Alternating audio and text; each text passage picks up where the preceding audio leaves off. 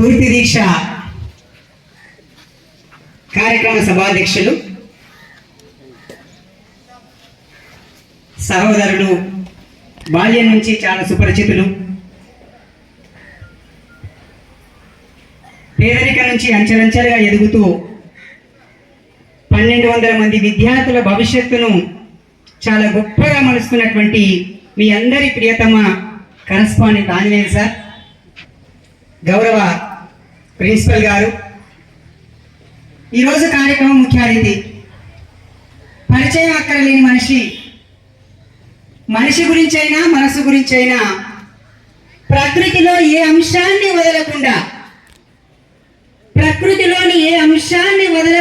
పాటలు రాసినటువంటి అతి కొద్ది మంది, 1, 2, 3 అని లెక్క పెడితే దాంట్లో మొదటి వరుసలో ఉండేటువంటి జయరాజ్ గారు.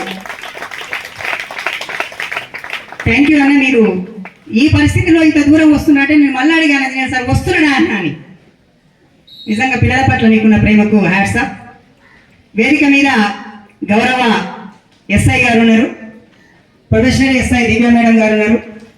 అదేవిధంగా ఇందాక అంజనేయ సార్ చెప్పినట్లుగా విద్యార్థి ఉద్యమాల్లో 2 తెలుగు రాష్ట్రాల్లో అద్భుతమైనటువంటి పోరాటాన్ని కొనసాగించినటువంటి సోదరుడు విప్లవ్ కుమార్ గారు, వారి పేరు విన్నప్పుడల్లా నాకు వచ్చిన ఈర్ష్య పుడుతుంది. ఎందుకనంటే పేరు చాలా మంది అనుకుంటాం కానీ సైకలాజికల్గా పేరు చాలా మోల్డ్ చేస్తుంది మనిషిని.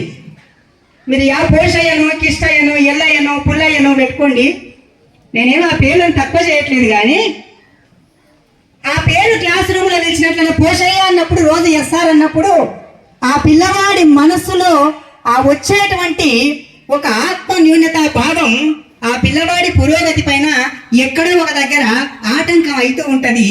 అటువంటి ఒక సమాజం నుంచి విప్లవ్ కుమార్ అనే పేరు ఎట్లుంది, చాలా స్పిరిట్ కదా. అంటే ప్రత్యక్షంగా చాలాసార్లు కలుసుకోకపోయినా పేరు నవతెలంగాణ పత్రికలు చూసినప్పుడల్లా ఒక పాజిటివ్ చేసి కొడుతుంటది నాకు సోదరు విప్లవ్ కుమార్ గారు. అట్లానే అవనిశ్రీ గారు ఇప్పుడే చెప్తున్నది, వారితో నిజానికి నాకు పరిచయం లేదు.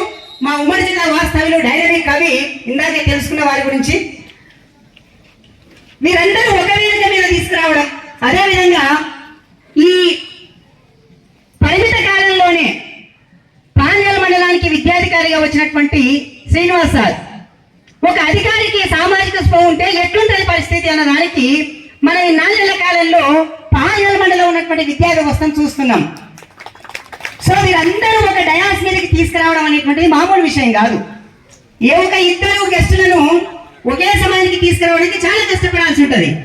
అలాంటిది వివిధ రంగాలలో నిష్ణాతులైనటువంటి వాళ్ళను ఏ ఒక్కరి మాట ద్వారా ఏ పిల్లవాడు ఇన్స్పైర్ అయ్యి అంబేద్కర్ లాగా గొప్పగా మాట్లాడడం అనేటువంటి ఒక తపనతోన ఆంజనేయ సార్ కానీ, శేఖర్ సార్ కానీ, మీ యాజమాన్య బృందం అంతా కూడా గొప్ప ప్రయత్నం చేశారు. నిజంగా ఆశ్చర్యం ఏమిటంటే మీ స్టాఫ్ హ్యాట్స్ ఆఫ్ సార్ అందరికీ. మేము చూస్తేనే ఒక ఆనందం. అసలు ఎంత అద్భుతమైనటువంటి కలర్ఫుల్ గా మీరు అసలు దీన్ని తీర్చిదిద్దిన విధానం అయితే మామూలుగా లేదు. ప్రత్యేకించి ఈ కార్యక్రమానికి సెంటర్ ఆఫ్ అట్రాక్షన్ ప్రియమైన విద్యార్థులు అందరికీ కూడా శుభాకాంక్షలు తెలియజేస్తూ, నేను ఇందాక చాంబల్లో ఉన్నప్పుడు జయరాజన్ ఒక మాట అంటున్నాడు, అప్పుడు చెప్పాను నాకు తెలిసింది ఒక మారుమూలపల్లె తెలంగాణపల్లి గ్రామంలో జరుగుతున్నటువంటి ఒక చిన్న కార్యక్రమం కావచ్చు. కానీ నాకు గుర్తున్నంత వరకు ఈ సమీప కాలంలో అంబేద్కర్ను ఎలివేట్ చేసేటువంటి ప్రయత్నంలో స్ఫూర్తి దీక్ష అని చెప్పి ఒక ప్రైవేటు పాఠశాలలో కార్యక్రమం జరగడం అనేటువంటిది నాకు తెలిసి 2 తెలుగు రాష్ట్రాల్లో ఇదే అయ్యి ఉండవచ్చు. నాట్ ఓన్లీ పాఠశాల, అంబేద్కరిజం కోసమే పుట్టినటువంటి అనేక సంఘాలకు కూడా ఆలోచన రాని అద్భుతమైనటువంటి కార్యాచరణను మీరు తీసుకున్నందుకు మనస్ఫూర్తిగా యాజమాన్యాన్ని ఆంజనేయ సార్ను అభినందిస్తూ, అసలు ఇక్కడ ఫోటో చూస్తుంటే చాలా ఆశ్చర్యం వేస్తుంది.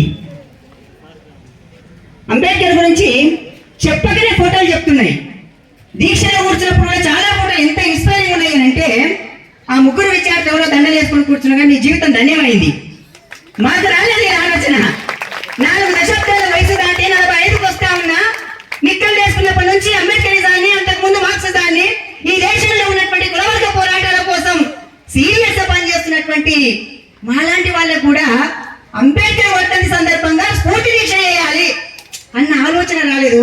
అది మీకు రావడం నిజంగా చాలా గొప్ప విషయం. మిమ్మల్ని మనస్ఫూర్తి అభినందిస్తున్నా.